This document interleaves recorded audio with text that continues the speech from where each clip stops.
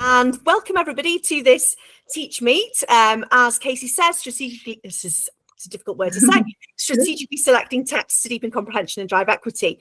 I'm Nicola Romaine and I'm National Primary English Lead here at Twinkl, and I am absolutely thrilled to be joined by the lovely Marie Zarro today. Marie is English Lead at St Joseph's in Droitwich, and how we met was Marie is absolutely fabulous at sharing text, children's literature, basically, on social media. She is very passionate about doing that. It just comes through from her LinkedIn page and her Instagram page. And we have met several times, and she is absolutely fantastic. So I'm really pleased that she's here today with us, and she's going to talk about lots of great things that they do at her school, and also some sort of top tips for you as well. Welcome, Marie. Thank you. Thank you ever so much for having us on. It's so lovely to talk about books and have this space really to celebrate that. Would you mind, I've given you a little intro there, would you mind kind of expanding a little bit? So we know you're English Lead at St Joseph's. What about the rest of your kind of career? Would you like to give the audience a little bit of an overview of what else you do? Okay, so I've taught for 24 years, so a bit of a long time now. I started off at Oxford Brookes. That's where I trained to be a teacher, and it will never leave me. But my main tutor there made us all, and I say made us all because at the time it felt really onerous. But now I'm really glad that she did it. But she made us keep a really big reading journal of every bit of children's literature we read. And then weekly we would have to present to our fellow students about the texts, how we would use it in the classroom, what the benefits of it were, vocabulary, whether there were themes that we could pull in or out, or if it was topic based. And we just the whole of my PGCE was really in a primary celebrating the use of picture books and novels and how it can be used in whichever age. And that's never really left me. And even now, whenever I pick up a book in Waterstones, or if I'm reading a book to my nephews, or if when my children were younger, when I was reading, my brain is just like, how can this be used? Where can I use it? What would be the benefit of this to the children? And so, yeah, I do owe her a lot, really, in that respect. It really stayed with me, and that's carried on all the way through my teaching career. I've always taught with texts, and more recently, I think the last year now, I've been really lucky to be on the editorial board with the English Association and the UKLA and NATE. And, we're really privileged because we get to read lots of articles, but then even better than that is that we run a picture book awards and we help to judge it. So that is amazing because we get to see really high quality texts, and then my mind is also going, you can just quite imagine how quickly my brain is working at those moments. And this National Year of Reading, it's just so important to celebrate all of that, and our children need them. They need that time to decompress, they need that time to connect, make connections, and to foster that community feel through shared reading and storytelling and pictures, looking at illustrations. So that's my background, is anything can be linked to a book. Yeah, that's fantastic. And I think that just really, really comes through. If any of this audience, I think you're going to share actually your Instagram handle and or your LinkedIn handle, aren't you, later on possibly? But I think just go and have a look and you'll see what I mean by just kind of like, it's just full, very, very full of books. And it's a great gift actually for any audience to kind of, any educator to have a look at what you've got there. Thank you, Marie. Right, we're going to crack on with some questions after I've shared the aims of the TeachMeet. So today we're going to, in a very short time, actually going to cover how to spot a great book, how to ensure that every child is seen with representation with the books that we choose, how to create a discovery system, and how to build thematic units. So without further ado, I'm going to crack on with the questions for you, Marie. So the first one is about reading culture. And I wanted to sort of dig into how we define reading culture beyond just the literacy lesson. Yeah, that's massive, isn't it? And I know that every teacher who'll be listening into this will know that timetabling and time in a school is a real issue. We're trying to cram in such a lot, but actually if you develop a really strong reading culture that just underpins everything, that can really help with your timetabling, because they will have experiential knowledge. They'll have the, the sounds of books and the repetition of storytelling. If they've had that already, then when you come into new lessons, that's really strong and really helpful. So reading culture does have to be more than the explicit discrete reading lessons. And the way we do that is about having books at every opportunity. So whether it be outside in forest school, whether it be at the start of our science lesson. So at the start of our science lesson, I use Whiz Pop Bang, which are really good magazines. They have sensational scientists. Isabel Thomas, who's a really brilliant, prolific science writer, who I think is currently training to be a teacher in her PGCE year. She is a whiz, and these authors that where all of the books and magazines and comics are really readily available to us. They just make our lives so much easier in the classroom. They do the hard work. They grab the children's attention for us. Their layout, which is so different, or fun facts, or all that alliteration, onomatopoeia within the text, it's all done for us. But it is the selecting and the crafting it that's our job to do. So, all that book talk, all of that sharing, all of that capturing a child in the corridor and being like, I've seen a book that I think you'll really enjoy, and handing it to them. Those experiences build our children, and it doesn't happen overnight. This takes time, and it can't just be the English lead. It's got to be all staff, all teachers singing from the same hymn sheet or the same page or the same leaf. Really seeking those children that are perhaps the hard to reach children, or perhaps the children that have the greatest influence on others. Seek those children out, get them to do some of the work for you as well, because there will be ripples, and that is easily, that once it starts, then you see the magic, then it's like you don't want to rein it back in again. So I think, developing that strong reading culture is really important, and it has to come from senior leadership all the way filtering down through whichever teaching staff or member of staff in school it is. To develop that's got to be everybody. Little nooks and crannies of books, leaving books out, leaving poetry books out, sending books to classes, all of those they seem so little in themselves, but they start to build this like river of words that our children are exposed to. I think sorry, Marie, I'm jumping in. No, I was just picking up on something that we've talked about before, actually, when we've discussed this before, and it sort of stayed with me. You were talking about the fact that there is that culture in your school now of kind of that recommendations on the corridor, that sort of thing. And, you see a child and you might say, oh, I've been thinking about you. I've been thinking about a book that you may really, really like, that sort of thing. And I think that is really, really powerful. And that kind of thing, I just wanted to kind of unpick that a little bit. And, is that something that's taken time? Over time, and it's sort of building up, or it does, and it takes time when you have new staff changes as well, doesn't it? So we've just had new staff changes from September, so again it's like rebuilding again and again, and that's what it's like. That's life in school, isn't it? You get to a certain point, and then people move on, or people retire, or whatever it is, and then you rebuild again with the staff that you have. So you're constantly on an ever-evolving journey. But in itself, that's exciting, because everybody brings their own reading experiences and loves and passions to the job with them. And then you can just kind of guide people into how they develop that into the children.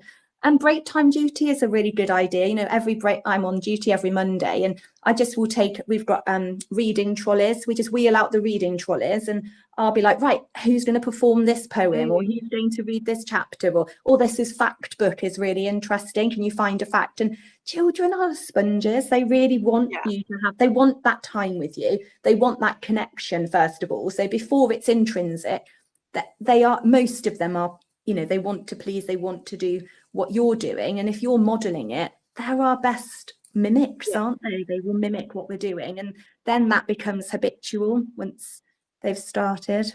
And I think as well, what you say, that children do gravitate towards books, don't they? But they also, and it's also that kind of, as you said, that bonding moment as well. So you kind of engaging with them in that way at break time and that sort of thing is a really great motivator, isn't it? That sounds fantastic. And it's those kind of, almost like those kind of simple things that people can do, isn't it? Because I know, it's National Year of Reading. People will be looking for what they can do that's different to what they've been doing before, possibly. And I think just two things there, the corridor kind of recommendations and that kind of wheeling the books out, if so to speak, is absolutely great. Thanks, Marie. I'm going to move on to the next slide, next question. So this one, there's a lot of overlap here, I guess, across all of these kind of questions and slides that we've got. But what are the visible indicators that tell us that our culture or your culture in your school is actually working, that those things are becoming embedded? Yeah, I think it's children. Well, first of all, when you walk into a classroom, that there are children with books on their desks, and they're not all the same book, or it's not an old tatty book, or it's a current book, or it's a book and the person on the front cover looks like them, or it's a book that they've borrowed from a friend, or there's post-it notes inside. It's all of those things where you can really see, they haven't just, there's been real volition in that book choice. And when you look around a sea of faces, they've got their heads buried in books. We do that daily. Mine are like, I just need to read this extra bit of my book, and I'm like, I'm not going to stop you. Get on, do it. Tell me what's going to happen next. So things like that. Talking about that book talk, understanding, and I know I'm talking here about the older children, but understanding the themes within books, or understanding that certain authors have a certain slant on things because they've read enough to recognize that. The younger children joining in with the refrains and knowing they know what's going to happen next because they've experienced it. One of our teachers in year 2, and in year 1 actually, have a big reread basket. So every book that they've read as a class, they put in the basket, and these children then have that confidence to pick it up and read it, whether they can whether they've been taught phonetically that stage. They know that story, so they are reading it, even if they're not word reading, they know the story. And they can go back and be able to say, tell me, we read this, or such and such read this to us, and I remember this bit that we join in at, or this bit was loud. And it's all those those little things. And further down again in our year 2 class, they've got a curiosity corner in their classroom, and lovely books like the that they can pull out, all the ones with the beneath the street, and they can pull out all the flaps, and so they actually physically get involved with the books. Those are that's really important. And saying, I had a little girl who came up to me and she gave me a book to read, and I was like, oh, that's so lovely that you've thought of me. And it was a little David Attenborough quote book, and she'd brought it and said, I thought of this and I think you'd really like it. I read it at the weekend with my parents, and I want you to read it. So that isn't just a knee-jerk reaction, that's taken time to build. Yeah, absolutely. And that book talk, I think, is really important. And we structure it. Sorry. No, I was just going to bring that culture word into the. No, I was just going to talk about that culture, really. And as you say, that's not a knee-jerk reaction at all, is it? It's something that's embedded, and they're feeling comfortable in doing that, aren't they? It becomes almost like a second nature for them to do that. I think that's lovely. The fact that somebody would come up to you and recommend. Really touching. Yeah, definitely. And again, you've got that that's the staff modelling as well, haven't you? I think the basket as well with those books that have already been read, that sort of story time and that kind of thing is great. I want to ask you actually about that sort of timetabling again as well, and how, so we're thinking about signs of a strong reading culture. So within your school, and as English lead as well, how does kind of story time and that sort of thing, how is that sort of embedded across the school? Is there sort of dedicated time for stories and book talk? Yeah, so dedicated time for reading. I like to say that reading doesn't take part at the end of the day, because if it takes part at the end of the day, then it gets knocked off. So on my personal year 6 timetable, we do the last bit before lunch and the first bit after lunch, and then the rest of the lessons can carry on. But it's such a precious time. And I think just before lunch, they can, they've done all their maths, they've done long division, or whatever they've done, ratio and algebra, and it's just that real time of, right, everybody come back together again, everybody, let's just connect. Let's decompress before we go to lunch. And then it's the same when everybody's coming back into lunch. It's like, right, we've got this lesson and this lesson in a little while, but before we do that, we're just all going to take time to come back together. And it's that belonging. The signals of belonging are really important. And developing empathy. So like the Empathy Lab is amazing. And their books that they recommend are fabulous, and their shadowing and things. So, you know, those are the things that we really need to foster in our classrooms. And so that's why it needs to be really protected. So I always ask, and I know in an ideal, I know sometimes it happens and sometimes it doesn't. And I know that I'm a realist as well. We have pressures as a, you know, as a senior teacher. I like to tell the teachers that I will back you as English lead. I need it to be prioritised on the timetable. And if it's on the timetable in the slots that we think are the best times for those children, then it won't fall off. And, you know, those are the things that we can't let slide. I think more and more now our children need those connections. More and more when we're in a digital world, they need the actual turning of the pages. They need to see the illustrations. They need to, you know, see you holding that book. They need to hear you as you walk around the classroom. They, you know, the sharing of the illustrations, talking about the author. It's just all so important.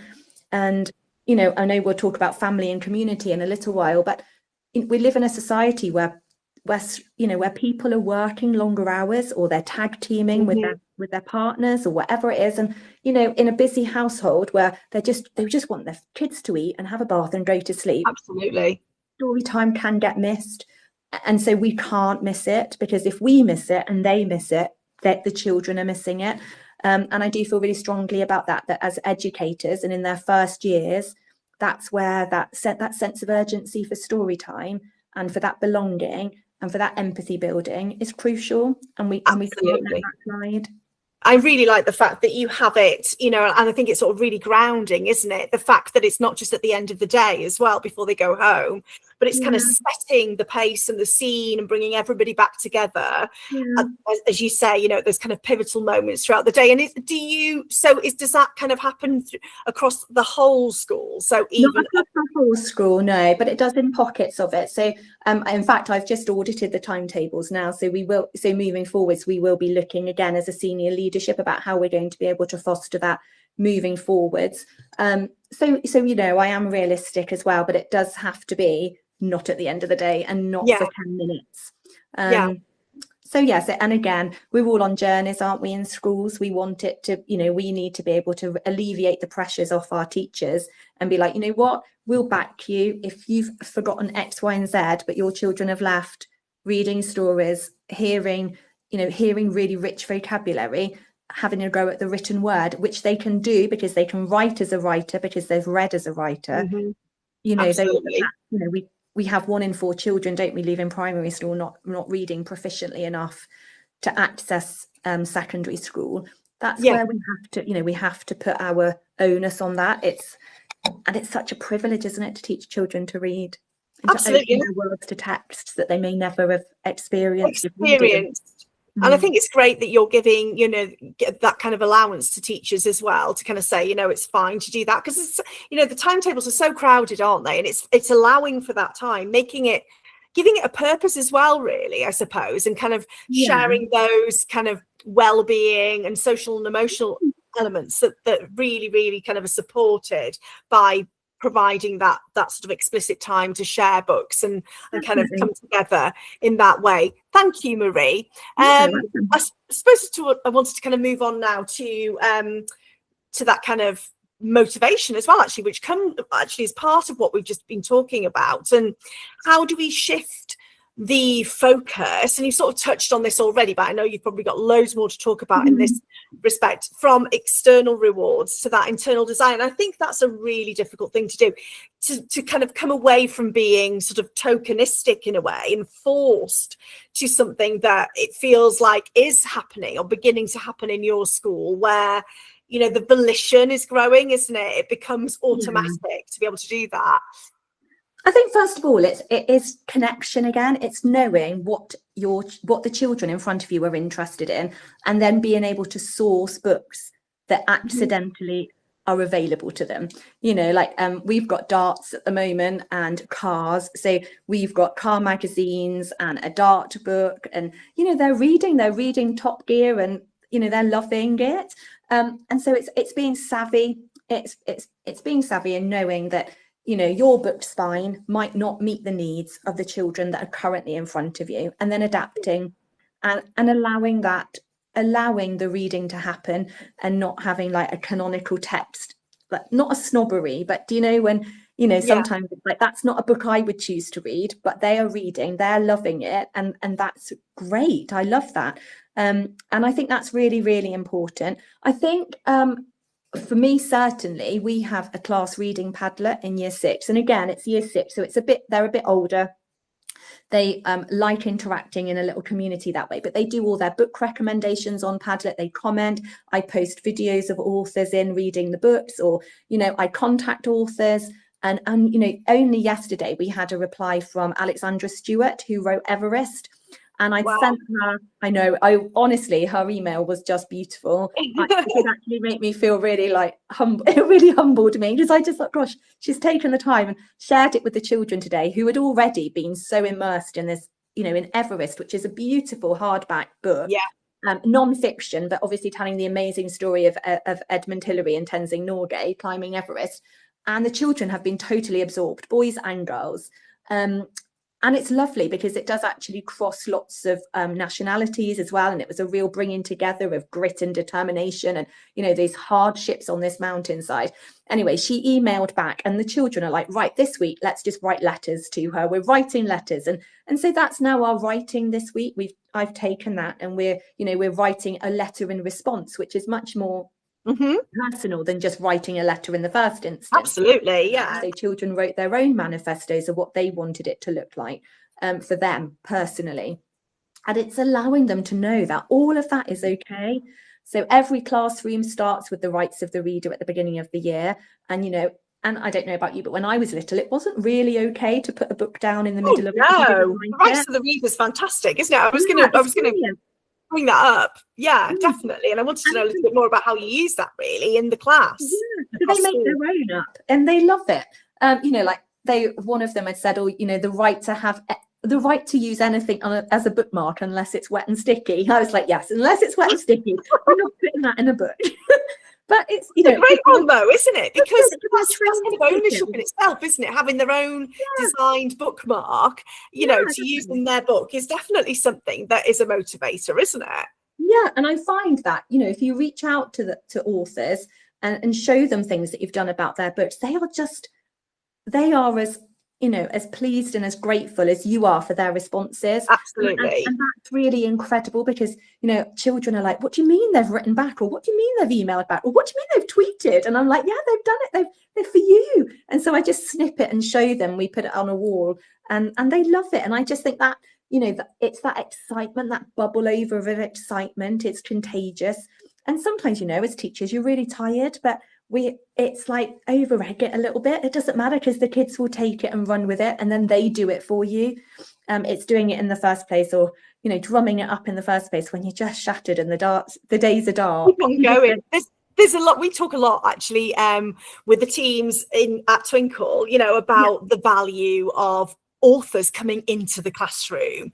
And it really, really does. You know, you've just talked about how that author has come into your classroom via an email. You know, there is so much value, because it's just kind of removing those barriers, isn't it? Completely. And that's a motivator in itself, isn't it? You know, hearing the voice of that person who's written that absolutely amazing book, you know, and actually author visits as well. You know, I know you've spoken about using videos from authors and that kind of thing, and I'm sure that if you haven't done so far, I'm sure you would love to have authors visit, you know, your class. Every year. Oh, yes, definitely. I thought you made it. We do every year. That's something that, over the past, who have we had? We've had Andy Seed. He was incredible. He was really good, because he did like Interview with a Pirate and Interview with Blackbeard, and things. So he was incredible. And we had Deborah Batulis, who's written lots of poetry. We've had Emily Lloyd Gale, who's written books as well. And then we've just booked Holly Swain in, who won the Picture Book Award last year for Collins Castle. So we do have regular opportunities for children to see and be part of, and to hear what they've got to say. And I do think that is valuable, isn't it? So valuable. Definitely. So I mean, I think, you know, if somebody listening into this TeachMeet today, you know, if they wanted to kind of like take a first step, you know, I think definitely even if it's just, as I say, accessing kind of videos that authors have done, interviews and that sort of thing, is absolutely of massive value, isn't it, to bring that kind of work, that piece of work to life. And as you say, sharing the rights of the reader, I think that, you know, that is definitely something that people, if they haven't done already, they could definitely do that as well. So on to the next kind of question. Daily routines, we touched on this as well, but daily routines that prioritize reading, you know, how we've talked about how it is sort of integrated into the structure of the day. How is that kind of, what's that look like? I know you've spoken to me in the past, Marie, about teachers having, you've got a reading spine, haven't you, at your school? Yeah, we have a reading spine, and we've just done a mission statement aligned spine as well, which is just, so our mission statement, so our mission statement is to it's basically to follow in Jesus's footsteps, but with kindness, hard work and perseverance. Yeah. So we've got just a basket of picture books that are just linked to those three things that show kindness, or that model kindness and celebrate kindness, that model and celebrate perseverance and hard work. And basically it's a basket of books that I've sent around to all the staff, and in any opportunity of any assembly time, they can just share one of them and talk about how it's linked and how we're developing as people, and talk about the characters and what obstacles did they have, or you know, why have I included this, or why do you think this book has been chosen for our spine? And again, they're diverse, they're from different nationalities, and they show children of different abilities, from different countries. And that's just so key and important. Reading aloud as well. So every whole class reading is read aloud at first. So I will read, the children read, we'll read, you know, putting on different voices, different accents, practicing looking at the punctuation and how that teaches us how to, you know, how sentences should be spoken. I really like, there's a quote from CLPE, which says that reading aloud is probably the most important thing that teachers can do, and needs to be a frequent and regular part of each school day. So not just occasionally, not just at the end of the week, but every day. It's, you know, that is like it's the biggest privilege, the thing that I love doing the most, and the thing that is the best behavior management. I have to say, if you have your armory of books and you have things in front of you that the children are going to just love to be part of, I can almost guarantee that the vast majority, maybe not all, but the vast majority of children will be totally on board with that, and will be, you know, giving it their all. And, you know, things for that breathing space and that consistency. You know, I have children in my class that need the same thing over and over every day. So that read aloud is perfect for them. It really helps them. It gives them that. And it's a belonging signal. We're all doing it together, that choral reading. I can get round and stand next to any child I need to hear read, and I'm only stood next to them. They don't need to know that I'm stood, you know, I'm not with my ear in. I've just got my, you know, I've got my clicker and I've got everything up on the main screen, and you know, I've echoed it, and I can tune in to different children that I need to hear. And we can have rereads of that over and over in different voices, in different volumes, with different pace, you know, practicing, hearing what it sounds like, listening to each other, taking it in turns. And that I've felt, and I've seen impact in data, is that's hugely impactful. Yeah, and it does feel like it's a really equitable environment as well. And, you know, it feels like, you know, with regards to those daily routines, that they're really, really embedded, and, you know, empathy is very much kind of at the root of that as well. And I know that you've spoken about that reading spine, but that you as English lead do encourage staff members to kind of pivot from that reading spine as well. Definitely. Tell us a little bit about that.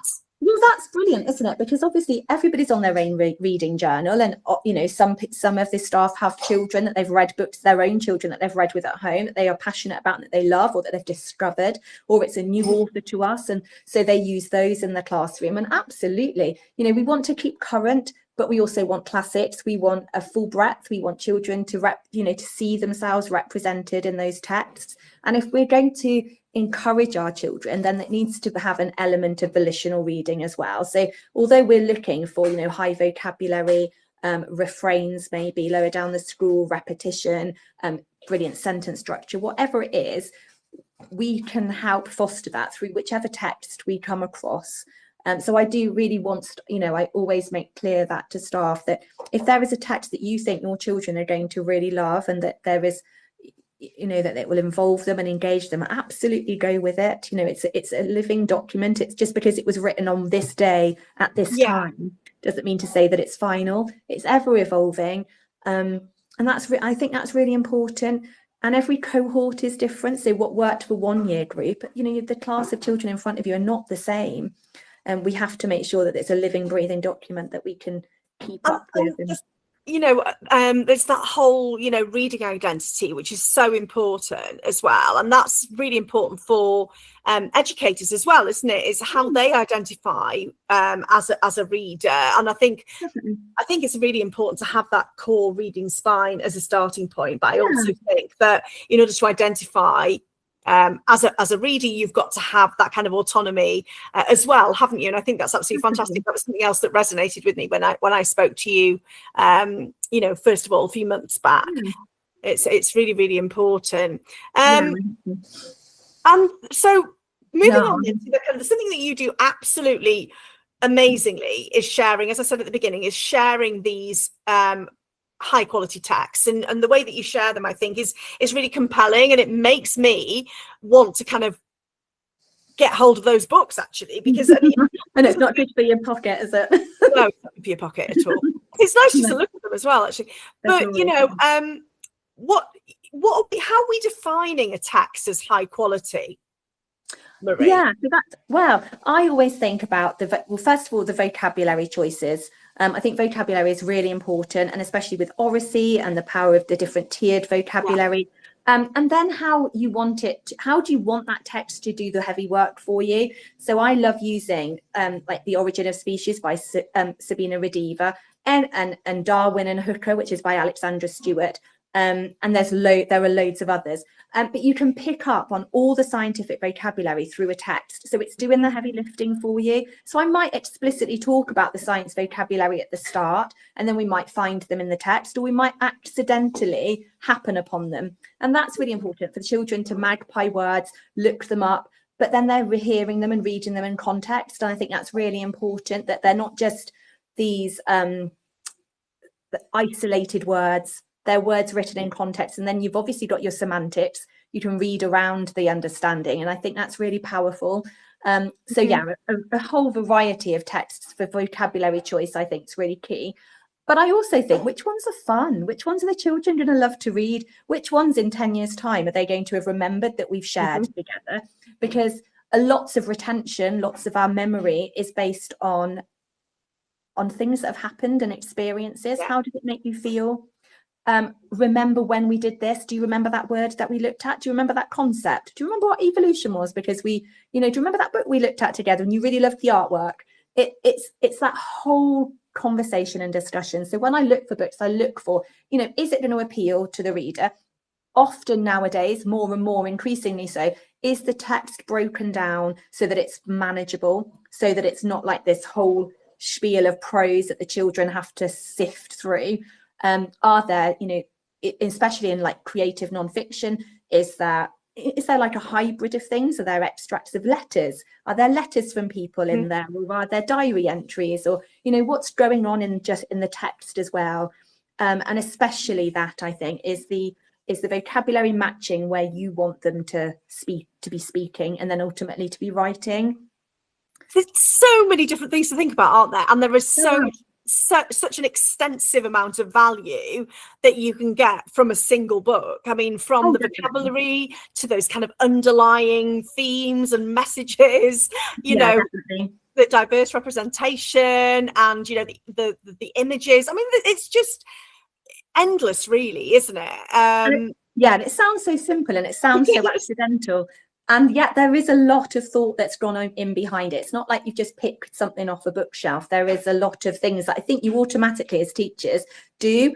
And, I like to link science or history and art and all of those sort of big topic areas together, because I think it's really good for overlayering for the children. So it's that overlayering, that retention, that retrieval. They're doing it in different aspects, in different ways, so you can see if they're embedding it or applying it in a different way, and it just gives them that breathing space. If you've got that one text that can cross over quite a few things, I always just think back to, if you're doing one text every session for every different lesson, it's a lot. But if you can do, if you can carry some of that load for them, then that frees up their cognitive load, doesn't it, to concentrate on the things that you want them to concentrate in that moment. Absolutely. And it's doing the heavy lifting for you, isn't it? And it's kind of planting that seed as well. And as you say, that cognitive aspect, and for the educators as well, that, it's doing the heavy lifting for educators as well. If you can start getting them to think about a concept before you formally start teaching it in another subject, maybe through a book, like you mentioned, evolution, for example, then that is definitely making that text work really, really hard for you. But I suppose in order to be able to do that, you do have to be kind of on top of exposing your staff and yourself to as many high quality texts as you possibly can on a regular basis. And I think your work beyond school and the kind of, your passionate kind of hobby, if you like, around sourcing books and looking at those and sharing them, and the work that you do with the the book shadowing and that sort of thing really supports that as well, doesn't it? I mean, as a busy teacher, the Royal Society does, well, there's a lot of shadowing. So the English Association have brought out their picture book shadowing this year for I think it's the second year now they've done it. And that's brilliant because it's cost free. And then the Royal Society do 6 science books, and then you have a judging panel. So I do it with my whole class, but then you get to keep the books afterwards at no cost. And so I'm slowly building up our science library. Has been like 6 books each year of the best science books for our young people's book prize, and that's brilliant. And the resources that come with that are excellent as well. And then obviously Teresa Kremen on the Open University on the Reading for Pleasure, all those examples of practice, there is a wealth. I mean, you could lose yourself, absolutely lose yourself in that warren of ideas. And I would urge people to look there if they have any ideas. And, like people like John Biddle with his reading, with his graphic novels and, absolute fount of all knowledge, knows so much about children's text. There are some really strong voices, to listen out for. There are, and but you just mentioned the Royal Society and building up that library of science books as well. And if children have been involved with kind of the shadowing of those kind of book prizes and awards, and then they those books are actually in their classroom and part of that kind of the fabric of their sort of day in school as well, and that is a massive motivator in itself, isn't it? Well, because it's showing that their voice matters, isn't it? That even these huge societies, the Royal Society, are listening to them. That's that's amazing. And we took part in the National Literacy Trust Voice Novel Challenge. So we were sent some books again. That was sponsored by Amazon, so they were free. Some verse novels, and they were just audio recording sections of themselves recording it, and that was lovely to hear them. And we sent them off, and I think we find out next week if they've made it further. But but they really loved the process, and that's really important, isn't it? It's given them that voice. And definitely. And when we on the kind of topic of sourcing books, and I suppose we can't talk about that without talking about the kind of prohibitive cost possibly for schools of updating books often. So those are really, really great tips actually, Marie, is kind of like finding those opportunities to get a load of books just into school for free. But of course there's libraries as well, and I do you use the library? I do, we have really good links actually. We're really fortunate. So our own town library is only small, but it's very mighty, and they do loads and loads of activities with the children in all the half terms. And obviously there's the summer reading challenge, and they've done the winter reading challenge, but they always have bounce and rhyme sessions on. They have puzzle clubs, they do Lego clubs, they do a wealth of things. So they cannot be celebrated enough. And then we're really fortunate as well. So our local city is 6 miles away, and we have a university city library called The Hive. And that again is just really impressive. And so they have got all of this at their fingertips. And I know it's dependent upon area, but with Worcestershire Library Services, if you have a library card, you have a free borrow box, which is all the audio books as well, or the on-screen books. So there is a wealth of resources at your fingertips, really. You just have to know how to access it and where to access it from, and how to encourage your families into it. That let them swipe a book on screen rather than just a YouTube clip. It's and obviously a real tangible book would be better, but in an age where children are swiping more than they're turning, maybe we have to meet them halfway. Definitely, I completely agree with you. And there are obviously so the first thing I wanted to say was the fact that I saw that this thing about a library card on Instagram the other day. It was really simplistic, actually. Just all it was library cards are free. They are free, and it's just that simple. So that's brilliant in itself. I know there are barriers because some libraries have closed, so people can't access them. But I was looking into the whole Borrow Box, and Libby and those kind of services the other day, and it's absolutely fantastic, that anybody for free, as long as they've got, a digital device, can access those, a wealth of children's, high quality children's books online, and actually book out, if they can actually get to the library, they can actually reserve them. And that's that kind of thing as well, can't they? So you can reserve your own book. And I remember as a child actually going to I love going to the library, and just knowing that people have read those books before you, and just being the whole magic of going to the library and looking and finding things that you never, imagined that you'd find there. It's brilliant. And swiping them when you're little, it's so cool, isn't it, to like swipe the barcodes just to it is. It's very exciting. So there's lots of opportunity. Thank you, Marie. Sorry, we're talking away and time is passing us by. So the next kind of slide talks about creating a reading environment, and just about the physical spaces. Again, you've touched on this as well. So we've heard about the baskets and things like that. It'd be good to hear about them again, the physical spaces and how they actively invite pupils to engage with books. Yeah, I think that's really important, isn't it? I mean, we're really, really fortunate at school. We have the most beautiful texts, and we have accessed it via lots of different ways. So we have a local sort of Rotary club, if you like, called the Lions. And I asked them for a donation.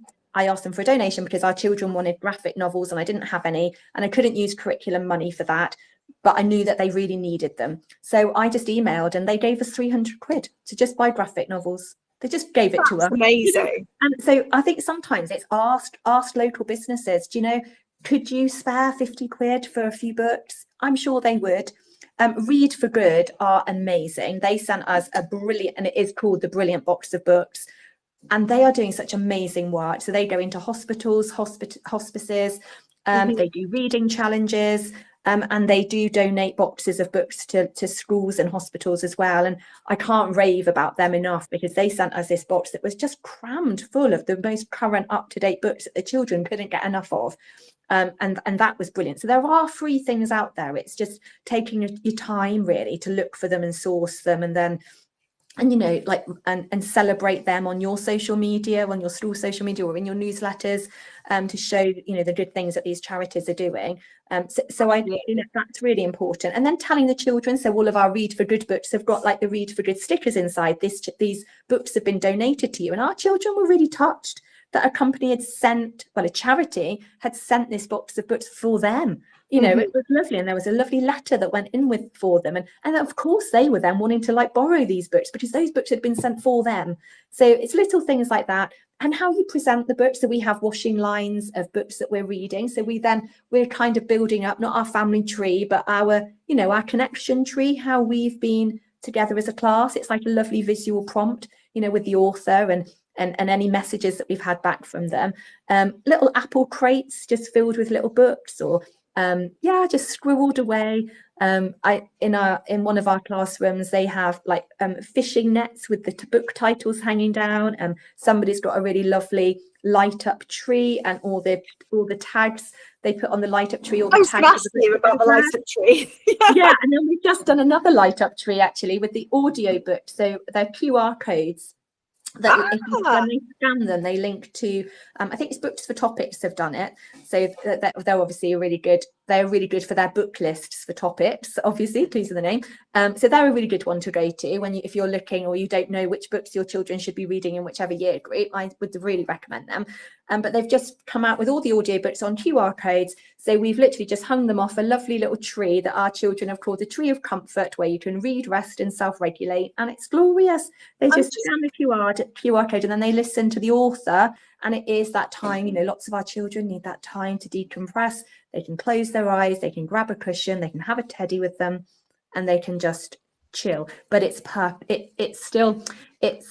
chilled, but what a tonic to have a story. Absolutely. It's and it's digital as well. isn't it? Yeah. So it's compelling for them because it's digital. They're using their digital kind of literacy and skills to access something which is enjoyable, you know, which is fulfilling their kind of reading for pleasure as well. So that's, I think that's absolutely great. And like we can see the lovely pictures there on the slide as well of some examples of what you do, you know, to keep on top of that, kind of make it fresh and engage all of the time in school. I'm going to move on. So I'm having a look here at that community aspect and the family. You did kind of give us a little taster earlier on. So how do you make sure that families and the community are kind of involved in developing that kind of reading for pleasure culture? Yeah. Lots of different ways, really. We not directly with families in terms of them coming in for book swaps, but we do encourage a half-termly book swap. So children will bring in a book from home and they'll swap it in the hall. We lay it out like a bookshop, and they can go in with their token and exchange their book. And for those children that haven't got any books, we have books that are there. So every child can go in with a token and swap in a book. It's it is not a problem, and it's not it's not that children can't go in and swap a book if they haven't brought one in from home. The idea is that there is a book in everybody's hand when they leave, because that's what's important. I always think of Virginia Woolf, A Room of One's Own, and I always think, well, a book of one's own is as important, isn't it? Just a different slant on it.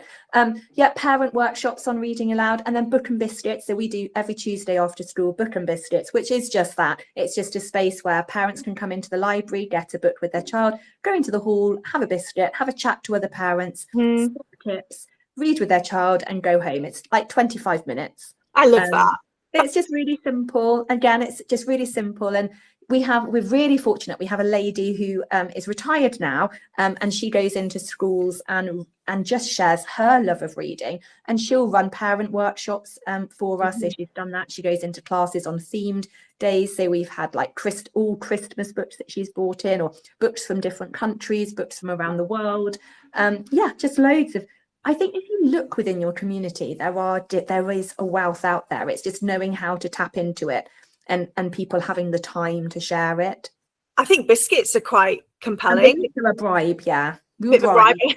I think as well, on a serious note, that kind of community aspect as well, and breaking down barriers to literacy and people having an opportunity to socialise actually via books as well. So the social aspect of reading. Picture books, they don't have, if a parent is not able to read, have a picture book, just talk about the pictures. It's a really sort of stress-free, just sit down on a comfy chair, have a biscuit with your child. Just it's the child on your lap, not an app, isn't it? It's just trying to get that back, and showing that importance and sharing element with their children as well, and giving I suppose as well, in such a busy world, we're all so busy, aren't we? Like you said earlier on, just kind of functioning really, and having that kind of protected time, 25 minutes, as you said, just sit down, enjoy a biscuit, enjoy having a chat about books, looking at books, browsing, touching the books, looking at things. It's just golden, isn't it? Really, just to provide that kind of that moment, I think, during the day, just to be able to do that. So I'm a massive fan. I think that's absolutely fantastic.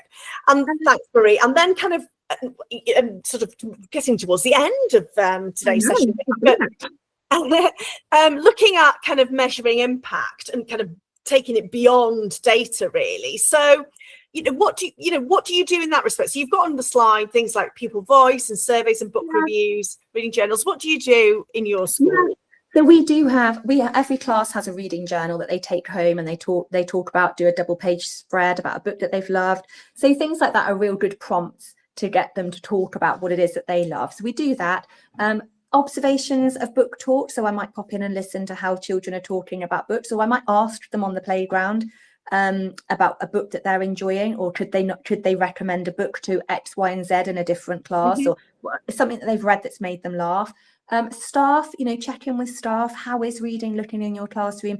Are there any children that are really like anti-reading or apathetic, or what can we do to help? Is audio better? Because audio is reading. Don't have this thing that if they're listening to a story, that's not the same. It's perfect if they're shattered. If they've been in after school club till 6 p.m. at night, and they've been in breakfast club since 8 in the morning, those long days, What are we doing to support? An audiobook is brilliant.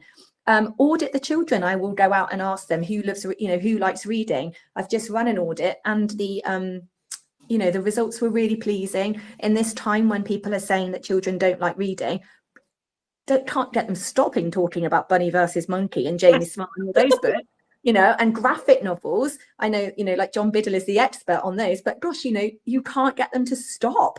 Sometimes I'm having to tell them to put their book down so we can get on with the lesson, which, is a horrible thing to tell them off or not. So it's that constant. I think it's being there, it's being present, it's having conversations with adults and with children, and allowing yourself the time to listen to their responses and then think strategically, how can you then act on what they're saying? What are you going to do next? So don't just have the conversation and there you go, you've audited it. What are you going to do next? Do you need an author visit? Do you need a poet to come in? Do you need a bit of like a launch?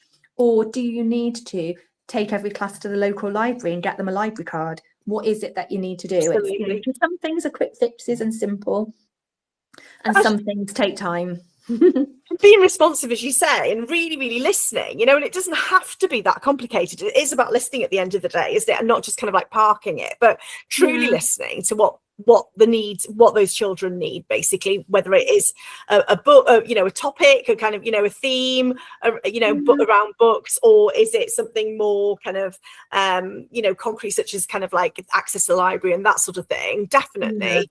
I think that's, something that we can very much learn from. Thank you, Marie. Less is more, isn't it? That's okay. Absolutely. Yeah. And we sort of overcomplicate things a little bit sometimes, don't we?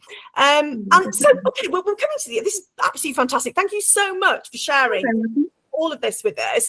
I just wanted to kind of finish up really around, how you translate these ideas into kind of immediate next steps. What would your tips be as English lead? What's worked for you? I think really making sure that you have time to talk about books is the biggest thing, because if you've just got the books available but then nobody's talking to the children about which book they'd like to read, or signposting them to them, then they're just there and they just become resources that are not used. So it's really delving in deep with children and recommending to them, and then, like I said before, having those ripple effects. And really auditing, what do children like? What are they interested in? Because if you've not got any books that represent who they are or what they like, we're not going to win them over. And again, it sounds really simple, but, if you look around on your bookshelves, can you see Tom, Dick and Harry on those shelves? Can you see those children? Because if they can't see them, you're going to have to work extra hard to get them to like it. And we need to make our lives easier for ourselves. We're all busy, aren't we? So let's let the books do the heavy lifting. I do think that's really important. And also, reading is everyone's responsibility. It isn't just down to the English lead. It is down to everybody, from the top all the way down. Where your dinner lady is able to just talk. If there's a child that's becoming dysregulated, why don't you just send them away to read a story? I'm like, it's like on prescription. Feeling a bit glum, read a funny poem. Feeling low, have a story, look at a picture book. It's like really simple. It sounds like it is a really sort of embedded culture across your staff and your school, Marie. It really does. I'm just going to jump in for a minute. I'm just going to come back to you in a moment, but I just wanted to take this opportunity just to share with our audience what we have at Twinkl. So we have our own range of picture books and storybooks called Originals. You're probably familiar with them, but they do come in audio and ebook and print versions as well. So the link, when you get these slides, the link to our Twinkl Originals page is embedded in this slide. So please do take a look at those wonderful, diverse books that we have there. We also have our Twinkl book list landing page, very similar to Books for Topics that Marie mentioned earlier on. So here you can search by theme.